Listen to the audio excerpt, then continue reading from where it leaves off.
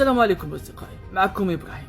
واليوم غادي نهضروا على واحد الموضوع اللي كيخلع. هذا السجن ماشي بحال اي سجن عادي، كيتوصف بلي هو الجحيم فوق الارض، والدخول ليه بحال الحكم بالموت البطيء. السجن اللي نهضروا عليه اليوم سجن لا توما في سان سلفادور. ندوينا على سجن سيكوت بسان سلفادور. سان سلفادور تعتبر من بين الدول اللي فيها اخطر السجون في العالم.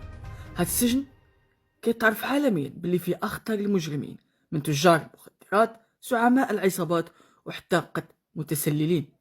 مشكلة ماشي غير في المجرمين اللي كاينين، ولكن في ظروف العيش اللي صعيبة بزاف.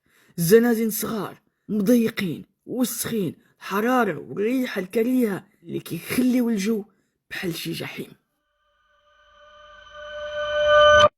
تخيل معايا أن هناك زنزانة فيهم 3 و4 ديال الأشخاص عندهمش حتى بلاصة ينعسو مزيان، ينعسو فوق الأرض ولا فوق واحد فوق الاخر. الكل رديء بزاف ديال المساجين كيمرضوا بالجوع ولا بسوء التغذيه، يوقع لهم تسمم، والاخطر هو العنف. كل نهار تقريبا كاين مشاكل عصابات كتقاتل مع عصابات داخل. الناس اللي دخلوا كيقولوا بلي كل دقيقه عاش فيها كتحس بحياتك مهدده داخل السجن.